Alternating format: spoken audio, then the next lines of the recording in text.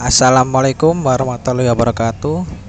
Perkenalkan, nama saya Bagas Bentar Rekza Fadila dengan NBI 14625.012 dengan prodi Teknik Informatika. Pada kesempatan hari ini saya akan mempresentasikan hasil kerja saya,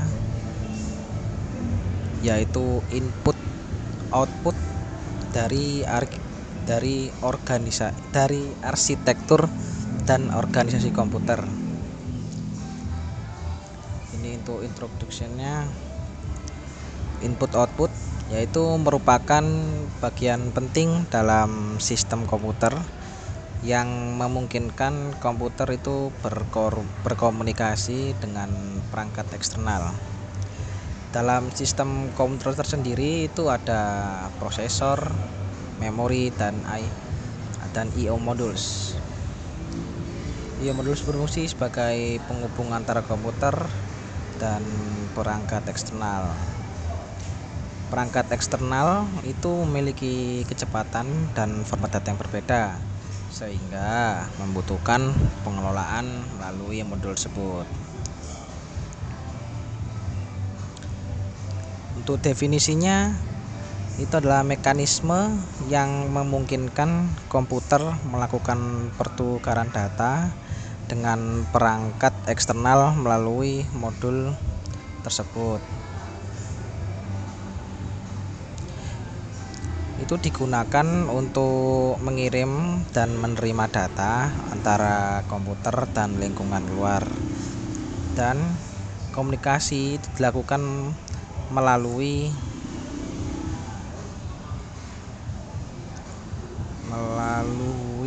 modul yang menghubungkan perangkat eksternal dengan prosesor dan memori. Ini menurut mengontrol satu atau lebih peripheral device. Lalu external device. External device itu adalah perangkat yang digunakan oleh komputer untuk melakukan komunikasi dengan lingkungan luar. External device juga terhubung ke komputer melalui penghubung ke modul I/O. Ya, ini gambarnya ya, figur 7,1.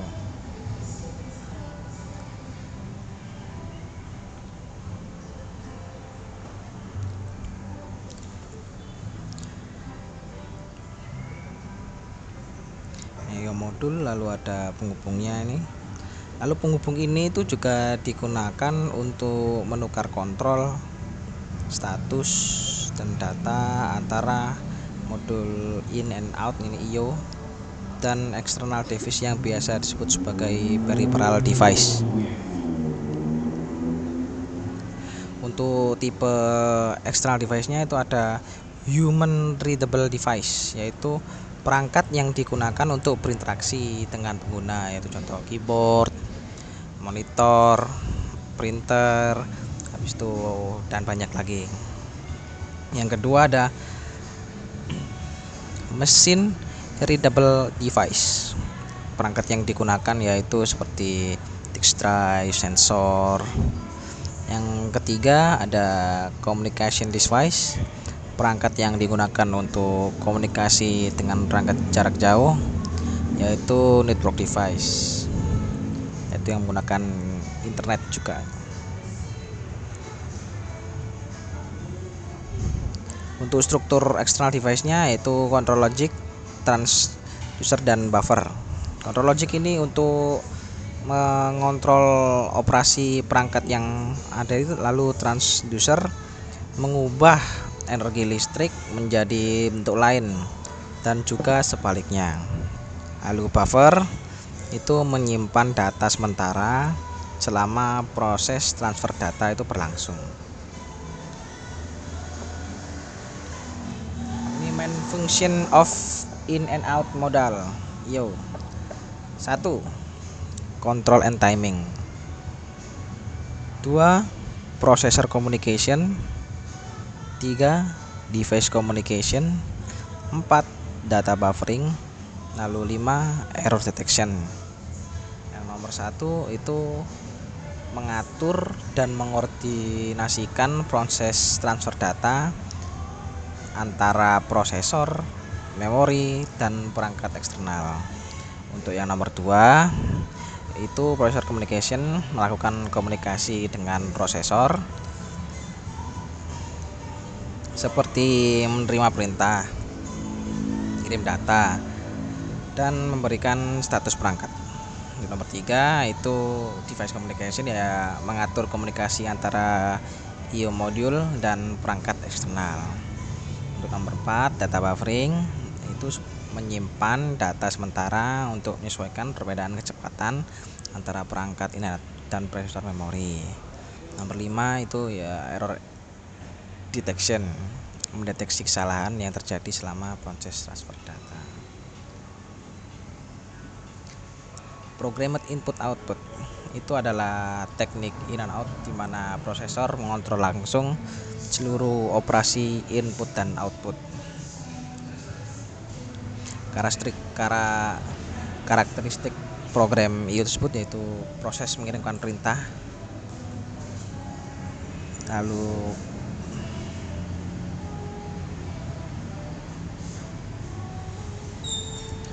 prosesor memeriksa status perangkat secara terus-menerus, mengulang terus, lalu data ditransfer antara prosesor dan I/O modul tersebut. Prosesor juga harus menunggu sampai operasi I/O selesai. Itu adalah karakteristik program I/O.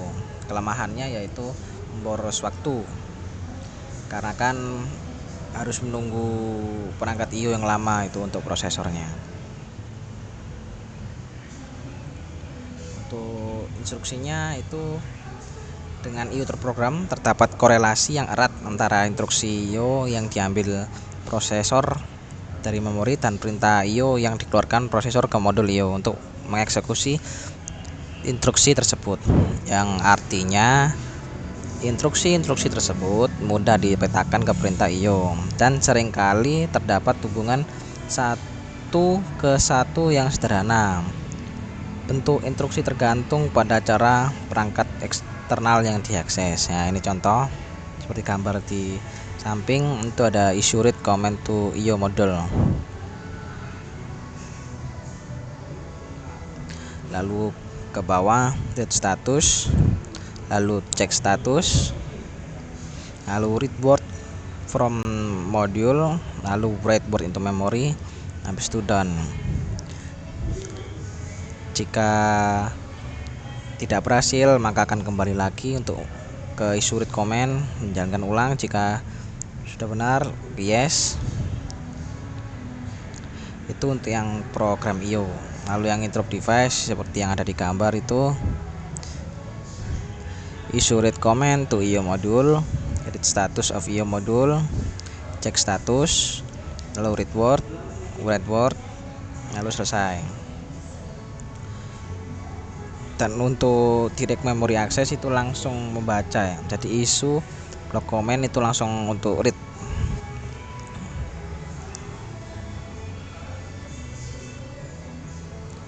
Ini direct memory access, DMA. Direct memory access adalah teknik in and out yang mungkin transfer data langsung antara memori dan perangkat I/O tanpa melibatkan prosesor secara terus-menerus. Karakteristik direct memory access ini atau DMA yaitu data ditransfer langsung antara memori dan I/O modul. Prosesor hanya terlibat di awal dan akhir proses, mengurangi beban kerja prosesor dan meningkatkan efisiensi sistem. Lalu ada direct cache access atau DCA, direct cache access. Direct cache access adalah teknik I/O yang memungkinkan perangkat I/O mengirim data langsung ke cache memory, bukan ke main memory. DCA itu merupakan pengembangan dari DMA untuk meningkatkan performa dengan memanfaatkan cache tersebut. Tujuannya untuk mengurangi latensi akses data meningkatkan kecepatan sistem, dan karakteristik DCA itu adalah data langsung masuk ke SAC, mengurangi kebutuhan akses memori, dan juga lebih cepat dibanding DMA dalam kondisi tertentu.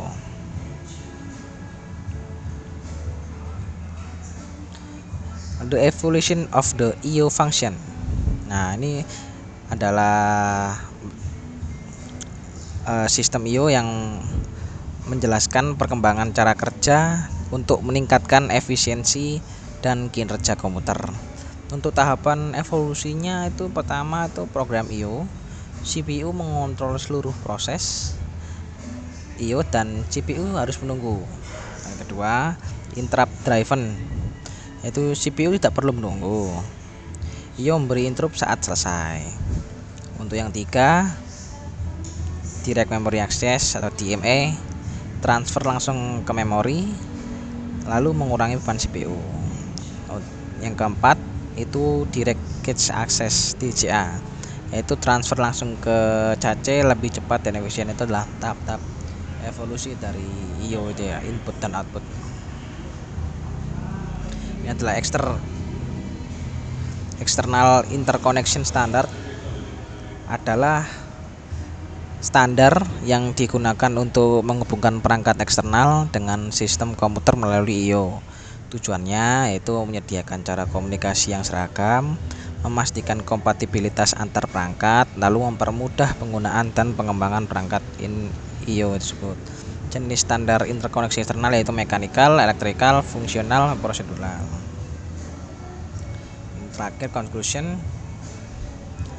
I/O sistem menghubungkan CPU, memori, dan perangkat eksternal. I/O modul diperlukan karena perbedaan kecepatan, format, dan cara kerja perangkat. Fungsi utama I/O modul itu yaitu control timing, communication, data buffering, error detection. Seperti yang tadi saya sebutkan, untuk perkembangannya dari I/O itu adalah program, interrupt, DMA, dan DCA. Demikian presentasi kami. Sekian, wassalamualaikum warahmatullahi wabarakatuh.